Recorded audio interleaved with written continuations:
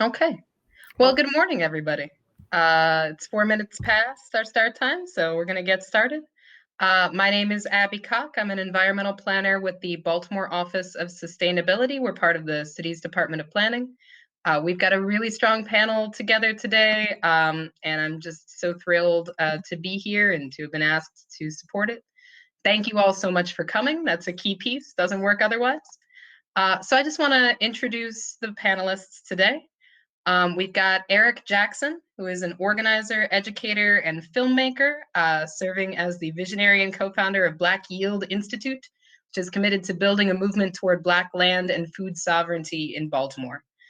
He and his team are committed to a 1.25 acre urban agriculture operation and are building a cooperatively owned grocery store in South Baltimore, while also conducting Black-led research, facilitating political education, and organizing an action network. Eric is a native of the Cherry Hill community of South Baltimore, and just an amazing person. So we're really excited to have him. We've got Rodette Jones from the Filbert Street Community Garden in Curtis Bay. She's been involved in numerous civic groups, including United Workers for Your Voice, the Housing Roundtable, and Chesapeake Climate Action Network, and has a passion for empowering individuals to change lifestyles through healthy eating habits and a farm-to-table program at the Filbert Street Garden, where she serves as the garden manager. She has also been invited to serve on the Baltimore Virtual Supermarket Program at the Enoch Pratt Library, and is also an amazing human being. And then finally, we've got two folks from The Well in South Baltimore. Erin Allison lived all over the world. She's been a teacher. She's been on the staff at The Well since 2016. She started as the office manager, and now she is the program director and grant writer, and runs Huns Honey, which we'll be talking about. And also Bobby Jenkins, who's the Wells Core Life Development Program and Huns Honey Worker Bee, and uses her creativity to make beautiful bath, body, and home products, and keeps 9 active hives as Huns Honey's beekeeper. So yeah, we're talking today about businesses and social enterprises, and how people are working to empower equity and food security through community agriculture and workforce training. So Eric, we're gonna start with you. We're gonna do a series of short presentations, and then we're going to go into discussion. So Brother Eric, please take it away.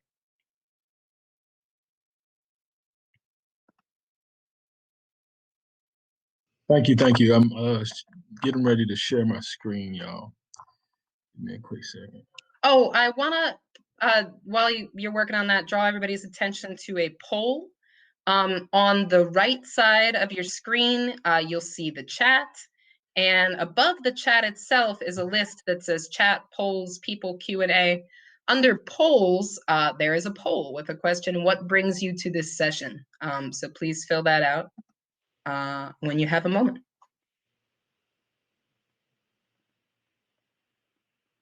Cool, good, thanks. So thank you, everyone, for the opportunity, the coalition. Thank you, Abby, for moderating, and glad to be on the panel. I want to share really quickly about our work as it, and framing it around, social enterprise and movement, enterprise. So as Abby talked about before, Black Yield Institute's work is about building movement toward Black land and food sovereignty. And so today I want to talk about, like I said, building movement enterprises toward Black land and food sovereignty. And I think this is critical because many people, I believe, have formed ideas, this is through my experience, formed ideas that, movement has to be divorced from enterprise, social enterprise or otherwise.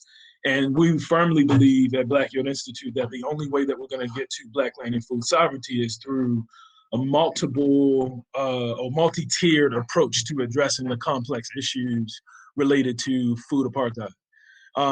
And maybe there'll be opportunity to talk about that later, but for now, I'll quickly introduce, our work is twofold. It is about, really it's threefold, but we talk about it publicly in twofold, that we are addressing food apartheid and we are working toward building movement. We're building movement toward Black land and food sovereignty.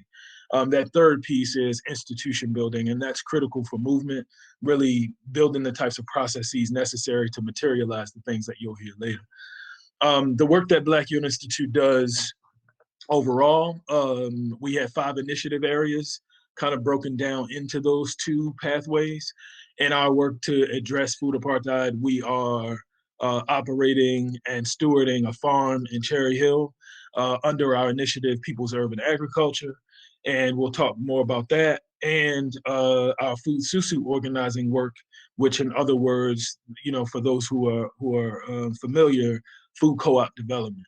And right now, our project is in establishing or anchoring the work of establishing a cooperatively owned grocery store in South Baltimore.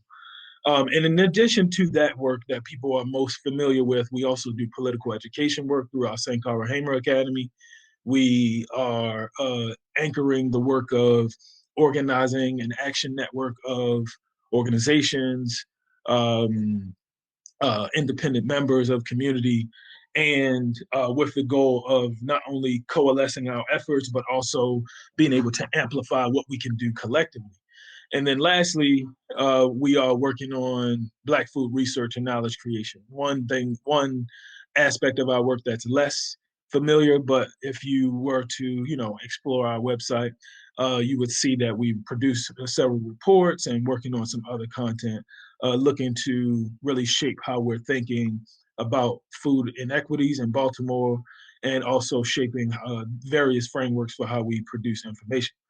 But for today, what I'd like to do is kind of share just how these 2 in particular of our efforts kind of exist. And I want to say I am a representative, but we are at Black Youth Institute, represented, or I am representative of several people. We have over 30 people who volunteer their time to support us through their service on our Circle of Wise Council, or effectively our board. Volunteers who work at the initiative level, 8 staff members, and 3 contractors that we also hire part-time, and numerous people that we, kind of hire different services at a one-time basis or on a semi-regular basis. I bring that up as a key important piece because I think that as we talk about these social enterprises, I want to be clear that it's not like a few people doing it.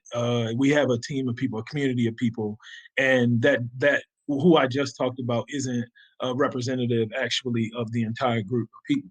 So what we've been able to do through our Cherry Hill Food Co-op work, through the initiative area I mentioned, Food Susu work, we've been able to recruit pledgees, 1,213 to date, people who say, hey, once this is established, we want to be able to be members of this co-op. Again, it's a consumer/member-owned co-op. We've been able to provide over 750 volunteer hours for steering committee members, as well as people helping us do the outreach work necessary in this work.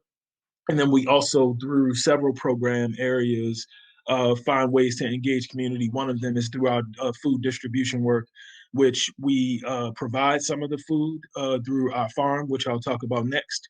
And we also procure food from Black and local farms and producers like Filbert Street Community Garden, who you'll hear about later from Mama Rodette. And I think in addition to saying this farmers market that you just saw also has micro enterprises that are a part of it as well. We're looking to create those types of opportunities for others. And then also just really quickly, this is just one example from our latest virtual cooking class with Sister Crystal Foreman. These are just ways for us to engage our community, to connect people to the food co-op, but also show that in order to create self-determining food economies and build community wealth, the only way to do that is by engaging in various ways. And I think it's of critical importance to note that this work has been, happening over time. I had another point, but I'm like trying to rush. So we also have this initiative under our initiative area. We are stewarding Cherry Hill Urban Community Garden, moving forward from the dream and vision of Mama Juanita Brown Ewell. and include cultural activities, political education, and other things. But we're also producing food. And over the last 18 months, we've been able to produce, and this is, in the age of COVID, over 7,000 pounds of food, procured over 6,000 pounds of food from other, Black farmers, farms, and producers, um, with the opportunity to, get food to our community. That was the point I was going to make about, in addition to the work of outreach and all, we've done had a preliminary market study done. And then we've also had a pro forma done. We're making really big gains, especially if you're familiar with the work of us or just work in establishing grocery stores in general. Those steps of really building the business model can't happen unless you understand what the scenarios are. So we're really excited about that. Our farm also provides opportunities for over 120 volunteers over the last 18 months, and over 1,100 hours of volunteerism. And we produce food. We create opportunities, and our mantra ultimately is growing food and growing people. So the question is, how are we growing? We are, as you kind of, maybe you would have interpreted our work as this and then that. We feel like our food co-op work and our urban agriculture work align very well, and in addition to our food distribution work. And so we've developed for ourselves a Cherry Hill community food sovereignty strategy, which we will be employing over the next 3 to 5 years, building off of the successes that I just shared. And what we will do is continue our work of food production and distribution and food retail. And under our section of, or part of the strategy for food production, we will go from the 1.25 acre farm that we're operating now, ideally to a 6 to 10 acre either plot of land or several plots of land, but an operation that includes a nursery run by community members, a worker-owned co-op that we're hoping to form in the future, a cultural center, aquaculture operation, and also agrotourism, which we believe will create various streams of income and feed people with increasing the numbers of food and ornamental plants that we have available. And then also with food distribution, we will continue to do pop-up markets. We will continue our food delivery service with community partners like Restoring Inner City Hope, organization Rich and Cherry Hill, and also just find ways through the newly developed public market that's in Cherry Hill to get that to community and find ways to get to folks while we establish the grocery store that is not only owned by community, but also what is in that grocery store will be determined by community. So that's ultimately what we're going to be doing over the next 3 to 5 years. And for us, again, what we are doing and what we've been able to lay the foundation for is creating what we call movement enterprises that allow us to see and create models of what Black land and food sovereignty looks like and can look like on the ground. And I will stop there to see if folks have any questions when we get to the question portion, but just want you all to have a general understanding. So thank you all so much, and I will pass it back to you, Abby. Thank you, Brother Eric. That was beautiful. And so far in the chat, I don't see any questions yet. Just wow, what a powerful graphic and a powerful presentation. There was so much, and it was a perfect 10 minutes. Thank you. So up next is Rodette from Filbert Street Garden. Rodette, you on the line? We had to have our presenters come in and out for this, so she may need a moment to join, but I know that she's in here because I see her in the chat.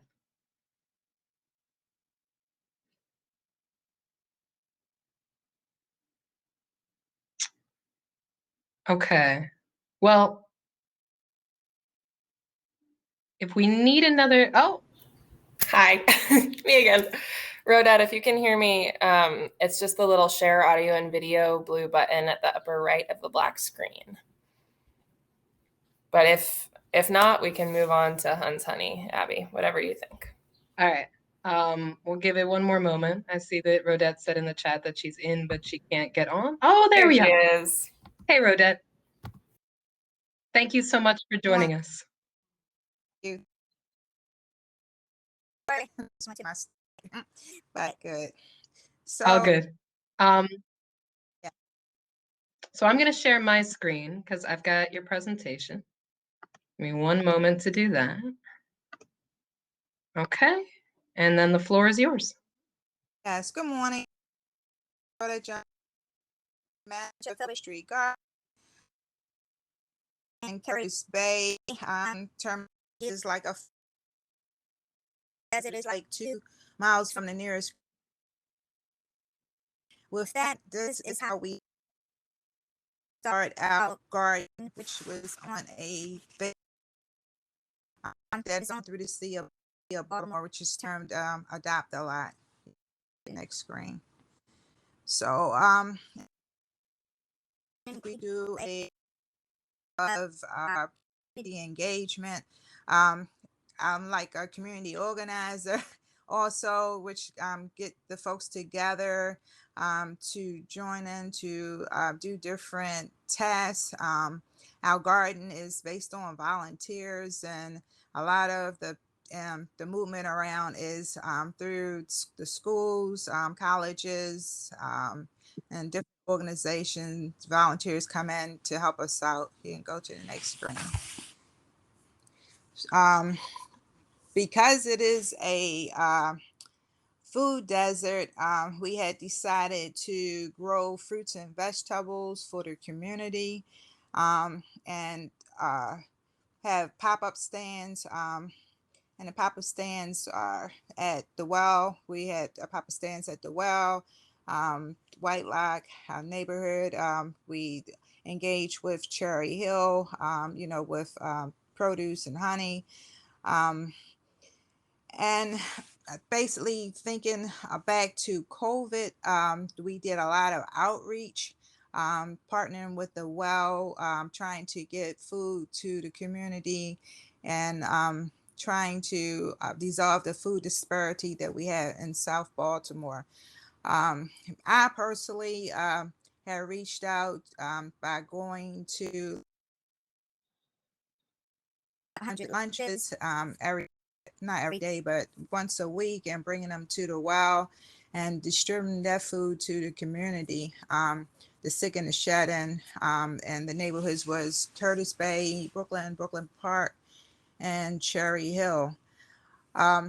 We also, knowing that the food is a problem, getting fresh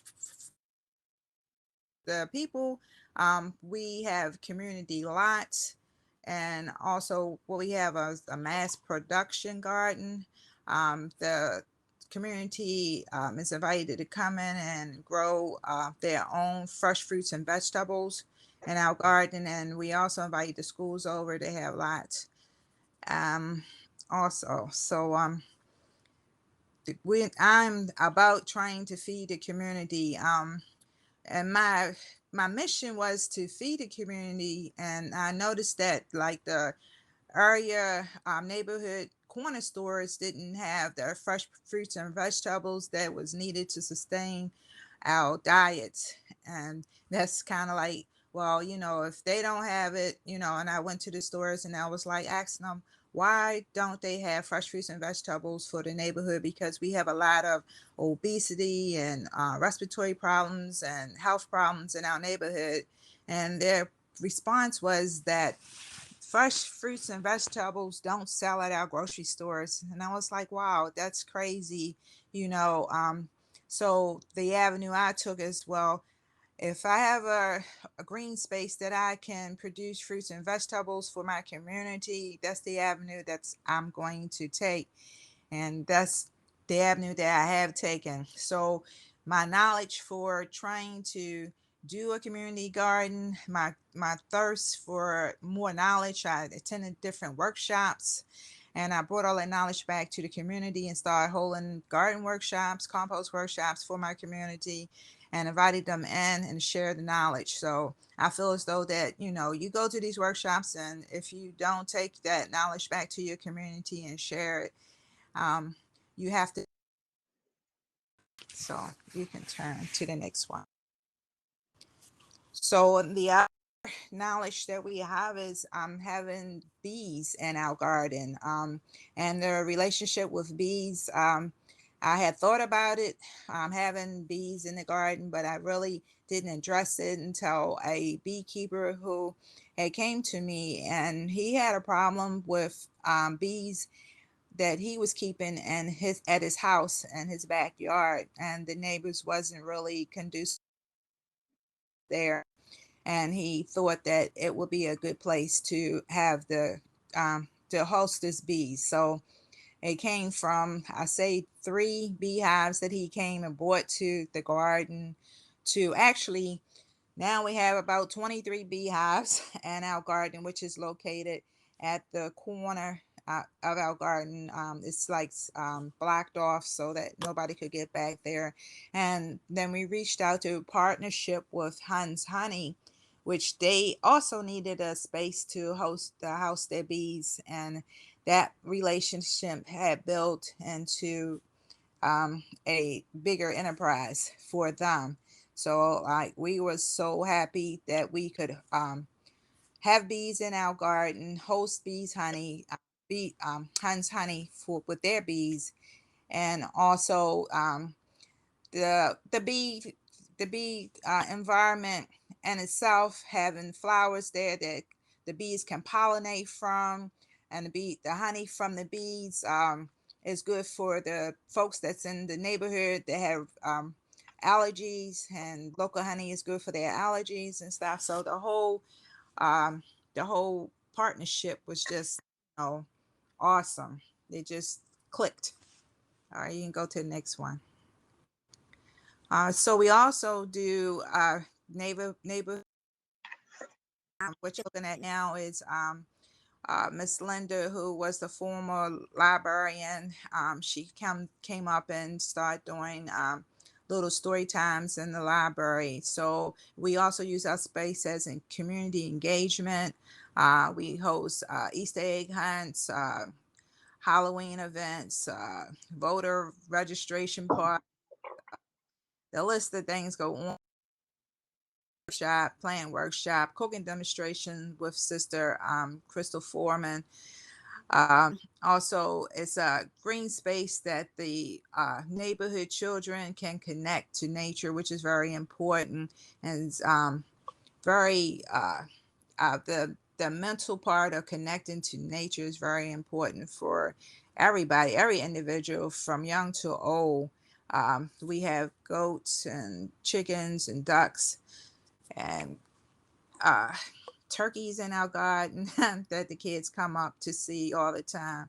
So it's like a very, very educational green space that is safe for the kids to interact with. You're looking at the big water tower that's behind us. That water tower belongs to the city. They just wanted to take our land and make it a water filtration plant to that water tower. So with that being said, I had united folks that were in the neighborhood, and all our partners and stuff came together to fight for the green space that we value so deeply to our hearts. You can go to the next one. So when you do community engagement, sometimes you have to look at the media, social media, and your councilmen and representatives that represent you on a daily basis. And what I did was look for those council folks like Delegate Brooke Lehrman, um, Luke Luke Clippinger, and also social media, the young lady that's a news anchor person, to help me get the point across of how valuable our land is to the neighborhood. Because a lot of times um, people don't really know what's going on in the neighborhood, and especially when they just look at charts to see that, you know, that's green space that can be taken away and we can do other things with it. And I really think that the people in the neighborhood have a voice, and they can use their local representatives to get their point across. And the interim of it, the land is saved. The people are happy, and we have a place that we can go and experience nature. Any questions?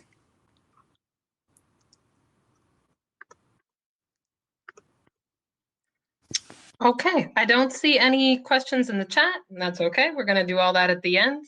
Rodette, thank you so much, and just congratulations. You know, it's such a huge thing to be able to move the machinery of city government. Not that it's not all good people who care about things, and water filtration is very important, but to show them, no, this is more important to this neighborhood, and we really need you to figure something else out. I know that was a tremendous effort. So just kudos again on that. Okay, and next up we have Aaron and Bobby from Hunt's Honey. So I think we got to do that thing again where they jump on to being presenters. Oh, there they are. Okay, and you guys have your presentation to share, yeah? It's just us. Okay, that works. Go right ahead. So I'm Erin Allison. I'm the director of Hunt's Honey. Hunt's Honey is a program of Drink at the Well that Rodette mentioned a few times in her presentation. So Drink at the Well, or just The Well, is has been active in the community organization since 2013. We do a lot of different things, but kind of our flagship program is a mentorship program for women. So we pair them with a mentor. We host classes on a variety of topics: physical health, mental health, relationships, finances, all those kind of things. And so then in 2018, we launched Hunt's Honey as a social enterprise, as a way to be able to employ some of the women that we work with in our mentorship programs. We make bath, body, and home products. We get local raw honey from some of it's ours, but as Rodette mentioned, we just have we just started our beekeeping operation last year, so it supplements our honey and hopefully will become more and more a part of the main portion of honey that we sell. But right now we're partnered with the University of Maryland and their honeybee research program, and we get their honey, and partnered with various other beekeepers in Central Maryland and purchase their local honey. So our ladies bottle and label the honey, and we sell that. That's edible, of course. And then we also use the honey as a raw material in our other products. So like our bath bombs, sugar scrubs, and soaps have honey in them. And then the rest of our products have beeswax. So it's all honey or bee byproducts, are really, really good for you, essential oils, all natural ingredients. And so we have 10 now worker bees who are actively engaged still in the Wells mentorship program. So they're learning and growing, and then also in our workforce development program at Hunt's Honey, gaining knowledge and skills for the workplace and making beautiful products. We sell online, we sell at farmers markets, craft bazaars, anywhere we're invited. And then at the end of this year or the beginning of next year, we'll be opening a actual storefront location on South Hanover Street in Brooklyn. So so we have lots going on. We've had really rapid growth that we're really proud of. And now Bobby's going to tell you more specifically about our beekeeping program. Thanks. So hi, I'm Bobby, and I'm the beekeeper for Hunt's Honey. I started this journey with initially coming to work for Hunt's Honey. I was a graduate from the mentee program here at the Well, and invited to come in through holidays just as extra help and see how I liked it. I was then taken on for offered a position, a permanent position.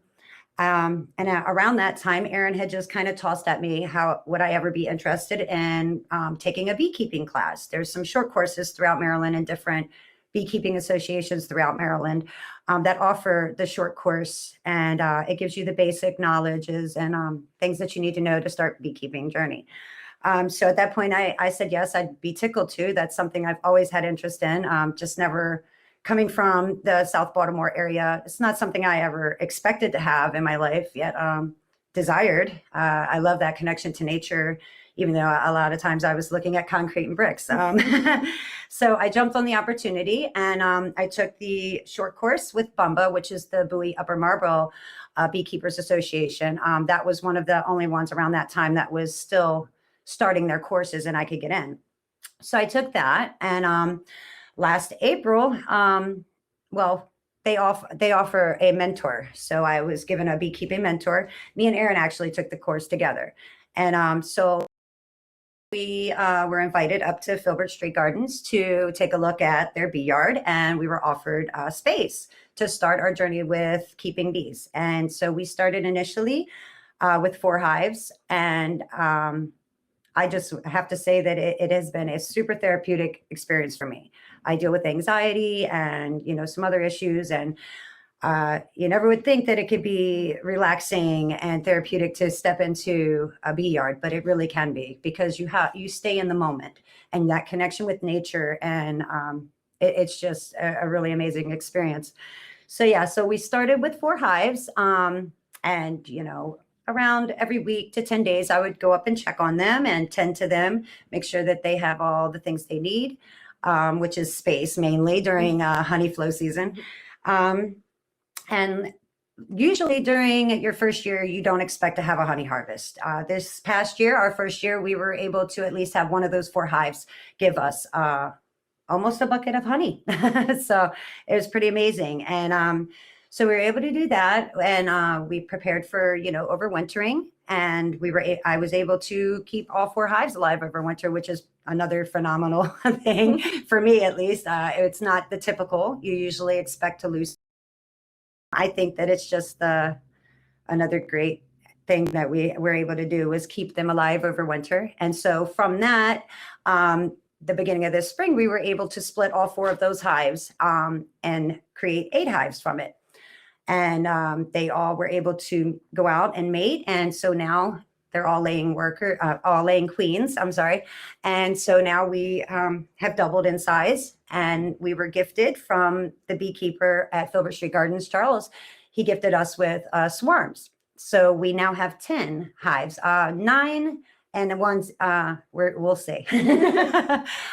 So yeah, we've been able to grow rapidly and be successful with what we're doing. And I must say that it's a phenomenal thing that what bees do, and that there is a place for our community to go up there and experience nature on a bigger level, than what we're used to here in the city. And when you're always looking at concrete, it's nice to have a little sanctuary.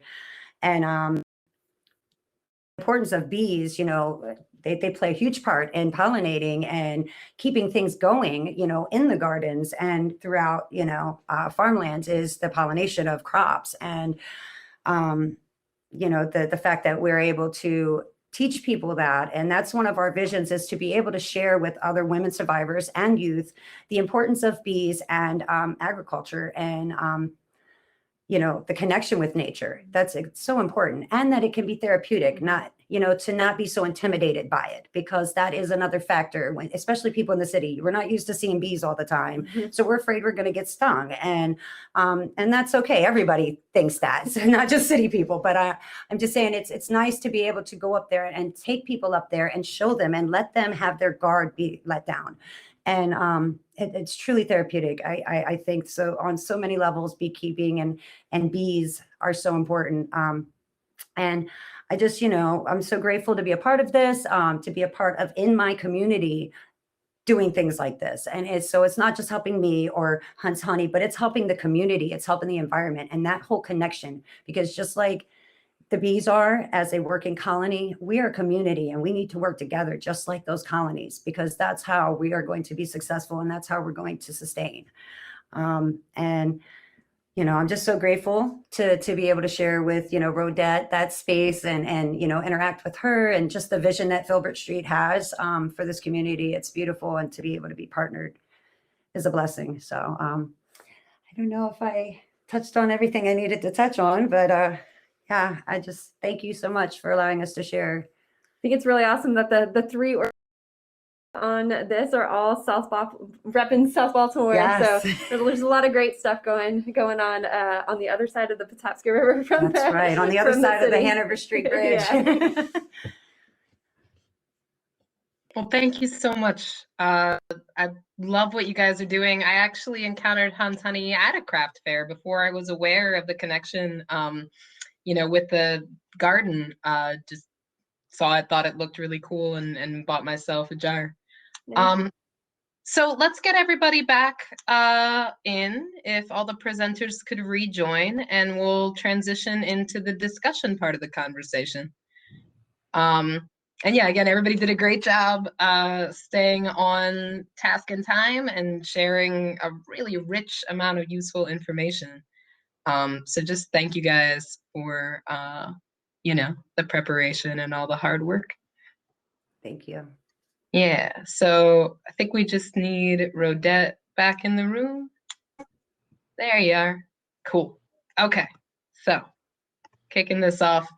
My first question was, and anybody can respond to these, just if you have some thoughts, share them, no particular order. There can be a lot of pushback at times to things like gardens and bees in the city. Have you encountered resistance to the work you do, and how have you addressed it? Okay, for me, offer swarm service, like pushback on, especially when people have bees, and they call swarms, and it's like in there attached to that or underneath a chair or something like that. And we are called my assistant manager, which is Charles D. Barber, to come and get the bees. And he actually goes and, get the bees. He takes them away, which the neighbors are happy about it or whatever. And he brings them back to the garden, and we add them to our bee. A lot of the bees that we have, because usually a queen bee costs about anywhere between $30 to $100 for a queen bee. And it cuts down costs. So, and the benefits that the honey from the bees generate and pollinating the flowers and stuff, but people are glad that we do go and get swarms all around the city.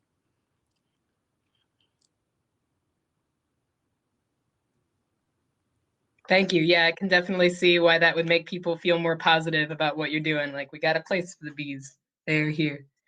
If anybody else has any thoughts, feel free to share them. Otherwise, I'll roll on to the next question.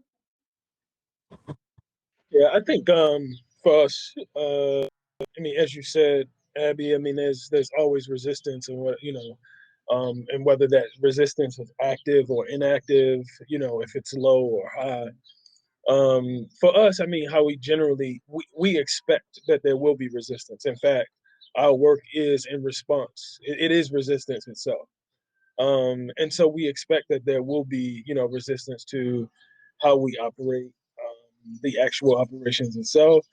And we just keep moving, and utilize all the relationships, resources, and all of the privileges we have in organizing and really, network weaving and base building that we're doing, and just kind of, always have folks ready to support if they need to. But typically what we try to do is just go more toward problem solving, and trying to figure out the underlying understanding and help people to get a sense of what really is happening, because we really value relationship building. So that's my general answer.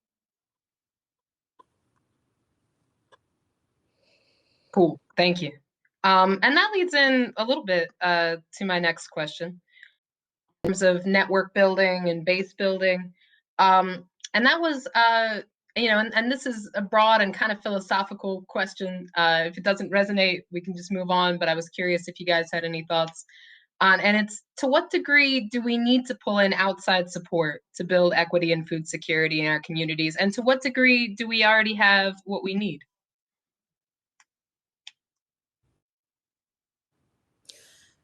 So for me, the pandemic last year was trying. Usually when we do a lot of our farming through volunteers, and by it being the pandemic, it was no volunteers. Nobody was coming out, so we had to look for other sources.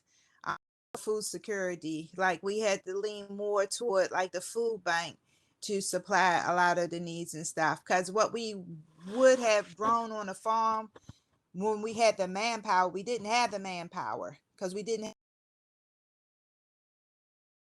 the situation. So I'm sure Brother Jackson felt the same way, having a farm and supplying food, producing food for the community. It was hard. It was hard for us anyway, I could say, because we didn't have the volunteers that we usually have. How about you, Robert Jackson? That's accurate. I mean, largely our labor force is volunteers. We do have a farm manager. We have 3 paid persons, 1 full-time staff, and 2 community farm workers. But even that's not enough for what we're doing and getting done, because when we think about what the needs are in community, that's it. And I think, to your point, Abby, I think from our perspective, we look at an asset-based approach, right? We want to look at abundance. And so I think that there's a lot that our community has. And when I say our community, I don't just mean in Cherry Hill community or South Baltimore community, but in particular, I'm thinking about Black and brown and poor communities. We largely have what we need. But I think that the nature of various forms of oppression, but particularly white supremacy, as I like to, frame. Some people use other language like institutional racism and all, but also, and I say that not canceling out anything, but I do think that institutional, like white supremacy, actually gives room for the rest of things, imperialism as well.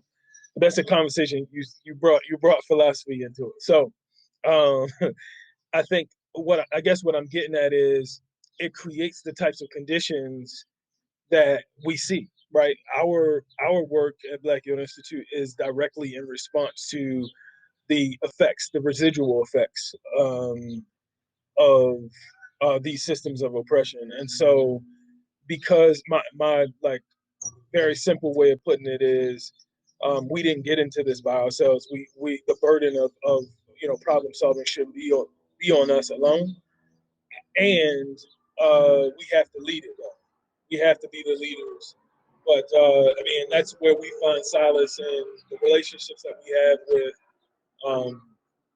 with elected officials and public agencies and others. But I do think that we have to think about this work, about who leads it, but also who participates in it. And that's why we call for, comrades and liberationists and other, and even allies who support the work that we do, and in whatever ways make sense for them. But I think certainly to at least what you're alluding to, we have what we need to get things done. Sometimes we need that amplified by media, by financial resources, by technical expertise. Because the experiential expertise is there. There's no question. But I think that it's a rewiring of how we value certain things. And until we do that, we're gonna need, outside support. And if you look at any other freedom movement or liberation struggle, it's probably happened from the people who it's most led by the people most impacted or directly impacted by it, and also supported by others that you can trust. And so we kind of take on that same work because again, our work is not just about farming, producing, and food co-op, but we're engaged in building movement actively, and we need everybody who's willing to do it. I love that, and I'm so glad that I asked the question. Thank you. So my next question, and this might be more relevant for you guys, Aaron and Bobby, but a common critique of workforce development programs is that they don't often translate directly into full-time jobs. How would you respond to that? I mean, we're kind of thinking about through that question. In regard to beekeeping, that is kind of true. It is seasonal work because they largely are to themselves and require less maintenance. When months wise? I'd say it depends on the weather, but anything below 48 to 50 degrees is you really don't want to open the hives. You don't want to mess with them. They're not doing much but trying to keep the queen warm and safe. So it's really like a spring through the beginning of fall. Not even, past really November, other than just making sure that you pop the top and put food in, but through the winter to make sure they're fed. But there isn't a lot of time invested into taking care of them throughout the mid-fall through winter.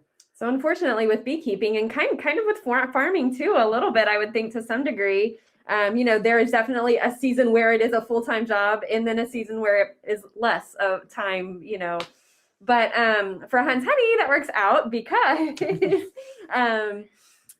during beekeeping's slow season is Hunt's Honey's super busy retail season. So, Bobby and the couple of ladies she's kind of training up behind her to become beekeepers. When things quiet down for the bees, they're ramping up for bath bombs and, soaps and things like that people start to buy for gifts and stuff. So that's why I think that's one of the reasons Hunt's Honey's been a success thus far is kind of that model that keeps women engaged with workforce development in two different areas, two different kind of seasons. And so for us, it is sustainable for more than just part-time. That's great. That's really cool to hear, and that makes sense. I see there's a few questions in the Q&A from the audience, so I want to make sure that we get to those. Is Hunt's Honey working to promote more pollinator habitat in Baltimore? Too, that's on our when we see that happening as part of the vision is hopefully when we move into our storefront location and can start inviting groups in for educational pieces. It's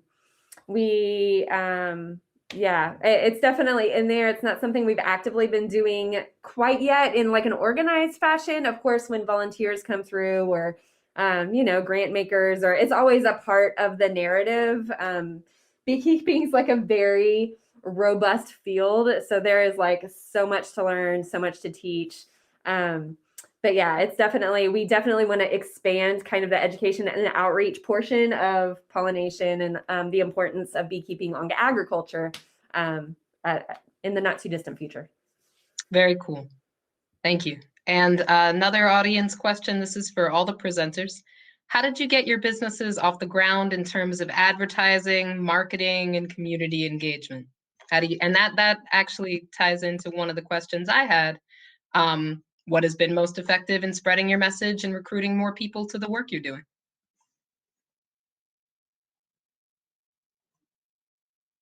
For Hunt's Honey, we were the well first. And so we kind of had an established group of folks who knew about the work that we were doing at the well. So when we launched Hunt's Honey, they were along for the ride. They knew that we were working on a social enterprise and they cheered us on. And so we kind of naturally got a group of established folks, that were familiar with our mission already. And it's kind of every time we go into a new shop, a local shop, a shop in a different state, wherever, we accumulate their following as well, and then one of our really strategic partners here in Baltimore has been Made in Baltimore. They just have promoted us since the beginning. We were partnered with them very early on. So, and they have a expansive reach in Baltimore. And so they just, just their partnership was really advantageous for us from the beginning. So that's how we did it. Cool. Rodette, Brother Eric, what's been most effective for you in getting the word out? Well, for us, it has been social media. Has been most effective, and the reason why I say social media, because a lot of folks, they follow us through social media, especially with the app at the guard. What's going on? Who's been born? How many kids we got? Talking about kids, meaning goats that we have, and what the goats are doing, and the other little events that we have at the garden. And of course, the big thing was that we got the free Wi-Fi,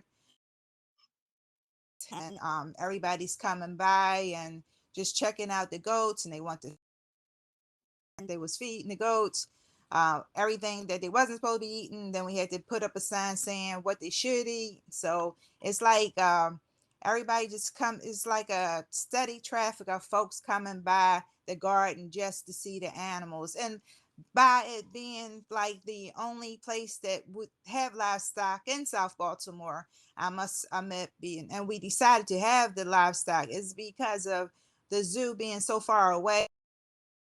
The people that we service don't have the financial resources to go all the way to the Baltimore Zoo, pay $15 to get in for themselves and $11 for their kids to get in, and the transportation to get there. Whereas they can walk up the hill and see the the farm free. So the social media and outside the animals, even the events that we have, we put them on social media. And we get a lot of attendance. For us, I guess I'll answer that in two parts. First, we Black Youth around since 2016. I guess 2015. In terms of like our legal status, being a formal institution. Before that, it kind of got started in a similar fashion than what Aaron just talked about. So we started with a group of people. We were, again, from the very beginning, our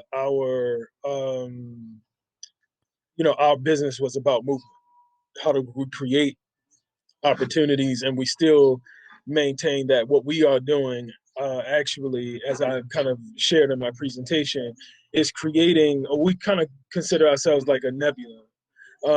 And like what we're doing in terms of supporting businesses and institutions being formed, we've already done that and we don't promote it as much. But also what we're doing internally, our farm will, over the next few years, as we talked about, will become its own entity. Same thing, right? And so that's been kind of what we've been interested in doing since we were organizing as early as 2012. But then specifically around our food co-op development and our farming work, that started around 2017. In 2016, we started with community conversations. And I'll note that, I'm born and raised in Cherry Hill.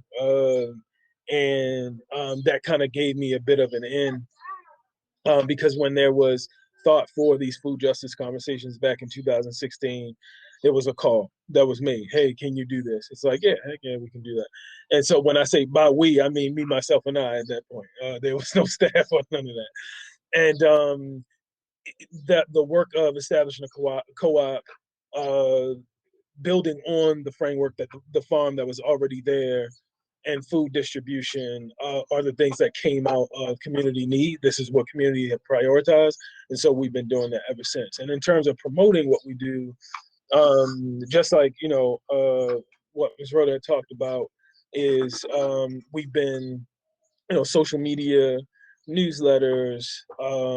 We produced a film back in 2018 that we've been able to kind of share about what we've done, like far and wide, what we've done and what we hope to do, and really kind of framing that. Quick plug, if you're interested, check our website. You can purchase or rent a copy of Baltimore Strange Fruit, the film I'm just noting. But we've used medium streams, and to the point where we were able to invest in, raise enough money to bring on a communications organizer and archivist who does all of our, promotional materials and all of that. And I think the last thing, part of the recipe is celebration, like not only cultural celebration, but we just like to have fun. And I think that has given us an opportunity to kind of connect with folks in different ways. And whether we're having fun through a lecture, a spades game, or a tournament or whatever, those types of things are the ways that we built community and supporters and followers and things like that. We'll continue to do more of it. Great responses as usual. We are at our time. The next Nature City sessions are starting at 11:35. So I just want to offer, if anybody has like a last thought they would want to say, an event coming up, something that you could do to support that they want to tell everybody, now's the time. Thank you. I just want to thank, Nature City, and thank all the panelists and the moderator. And also just say, I just talked about it, but please check us out. I know in Nature City, you can go to our link tree to learn more. But our website, pretty new. It's like 16 days old. You can get information at www.blackyieldinstitute.org. And precisely what you can do most immediately is get tickets. They are at no cost, but you can donate to this weekend's what we call Marooneteenth events in celebration of Juneteenth and celebrating freedom through Maroons and celebrating Mama Juanita, who you saw part of her mural. So please check out. We got a weekend full of events. Screening tomorrow of a film, the world premiere of a film, Dysplasia.